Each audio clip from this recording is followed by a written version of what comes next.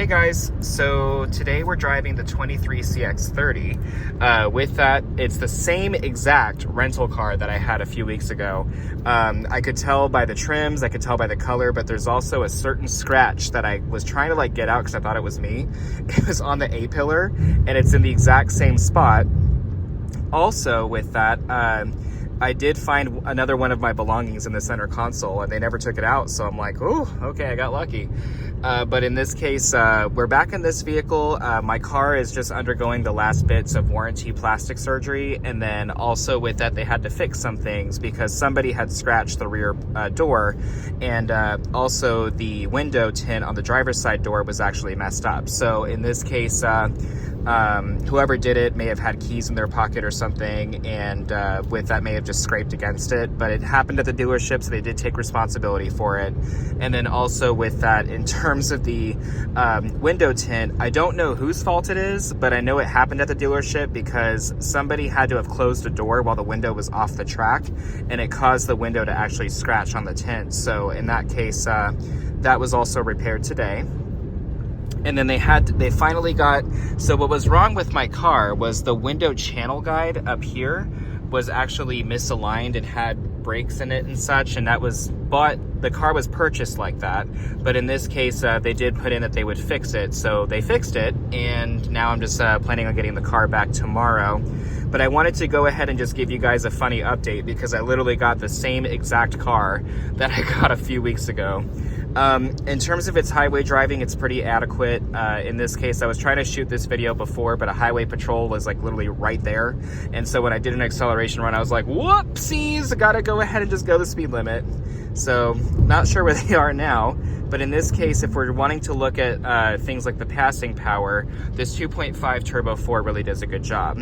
We talked about the torque curve last time. The torque curve is really nice in this vehicle. It tends to be able to stay in higher gears, which with that is pretty decent.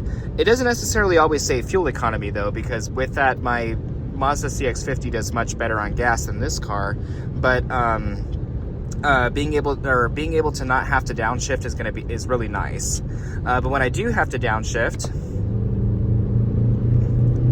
oh goodness, I thought it would go into third, it didn't. But in this case, as you saw there, the torque curve, it was able to stay in fourth and was able to accelerate pretty quickly. Is it the fastest vehicle? No, it's not, but it still does a good job and it handles torque well. Let's see, apparently there's a winter storm warning. In terms of its driving characteristics, it's very smooth, it's very easy to drive. With that, the steering in this, I will say, is a lot lighter than that of the CX50. There actually were complaints about the CX50 being too heavy, so they actually did update the software to provide more assistance from the rack. So any CX50 that was built after November of 23, luckily I got the October one, with that, they'll have updated steering plus a little bit of an updated suspension to make the car feel a little bit more user-friendly. It's not that it was bad, but in this case, the suspension does ride rough. And in fact, when I got into my 24 CX50 after trading in the 23, the suspension felt so rough, but come to find out that the tires were actually overinflated and it caused the steering to steer more easily. But once I actually got the tires back down to operating pressure, the steering definitely was stiff, much like the last one. This one, the steering is much more playful, but it does actually tighten up in the higher speeds, of course, and that's normal just because the rack no longer needs to provide a bunch of assistance to it. But in this case, with that, the steering in this vehicle is much lighter, and it does also have a much tighter turning radius. Again, we'll go ahead and just stomp on it for a second, that way you guys can see it. I mean, it does a fantastic job in acceleration. Now, that was a bit downhill, so in that case, we can't analyze that fairly. But in this regard, the acceleration on these 2.5 turbo engines are fantastic. Would I purchase one? Yes, but in this case, it wouldn't be something long-term for me because turbo engines, they tend to have a shorter lifespan. You got to really take care of them. With that, our Subaru Ascent is actually a turbocharged 4-cylinder, and it's been an excellent vehicle. But in this case, of course, the maintenance cost has been higher. We're already on 2 sets of spark plugs, and with that, there's other things that you have to do to keep those engines in check. So with that, this car Excellent vehicle to still have. Again, is it for a family? You know, if your family's small, maybe, and you're planning on upgrading in about 5 or 6 years, this would be a good starter. But if you can go for a CX50 or a CX5, of course, that might be a better option, but to each their own. Some people have different needs, and with that, this is still an excellent car to transport your family in if you needed to do so. The only thing that gets me is the freaking asymmetry between the door panels. Why is the window switch down there, but on this side it's actually up here? That drives me crazy, but in that case I can overlook it, and plus also this isn't my car. So in that case, I am happy to report that my car has symmetry between them, and the window switches are in the same spot across the passenger and the driver's side door panels.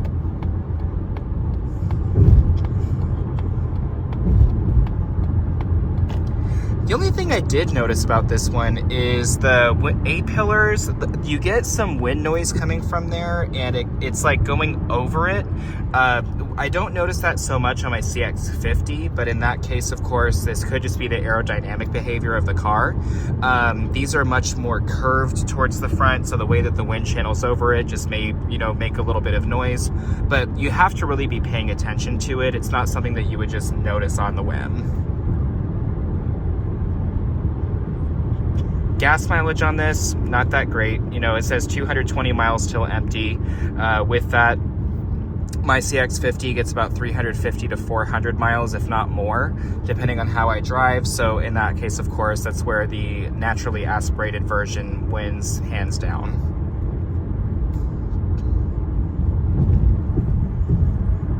But yeah, the steering in this is really light. Sometimes I catch myself being a little too playful with the steering wheel.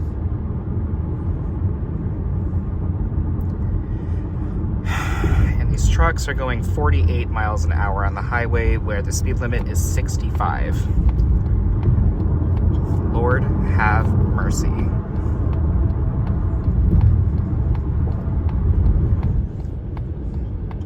Six-speed automatic, with that, could they have probably benefited from an 8-speed? Sure.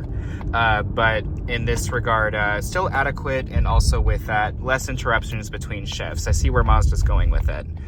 At least they're not using a CVT. For one, I don't like them, but secondly, with turbocharged engines, although they pair well, they're still not as fun. One thing of note, though, is I don't know about you guys, but I'm actually kind of sad about what happened with the CX30. It was released yesterday, and I'm not gonna lie, I was a little upset, and I'm in a way glad I didn't purchase it.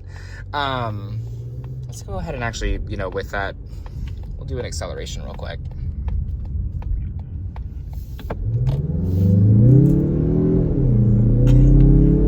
Wow, it really short shifts. Good Lord. I really thought it was gonna go up to 6,000, but oh wow, my seatbelt locked up on me. No lie, it likes to short shift like gaucho bad. Literally, it shifted at 5,000 RPMs. There was still 1,000 more RPMs that we could have used here. And it's probably because the torque curve is a little bit lower on this vehicle. Interesting. I didn't think it was going to short shift that aggressively, but wow. But I am kind of a little upset about the CX7. I cannot get my seatbelt to unlock. There we go. Supplemental restraint system, you did your job. Now, please, by all means, you are relieved of your duties. But in this case, the CX70, I was a little bit disappointed because literally it, no lie, is a CX90, but without the second or without the third row. I was kind of flabbergasted. I'm not going to lie. I was a little upset. So in this case, I'm not going to lie. I kind of wish it was smaller, and I actually am really glad I purchased my CX50. So in that case, I'm hoping that, with that, Mazda may do something in the future. I don't know what they're going to do with that car, but in this case, I'm not going to lie, it was a little surprising. But anywho, folks, I'm off to go play bingo with my grandma friends, and with that, I will catch you guys later. If you guys need anything or have any questions or concerns, please feel free to leave comments. I hope you have a great rest of your evening, and please be safe.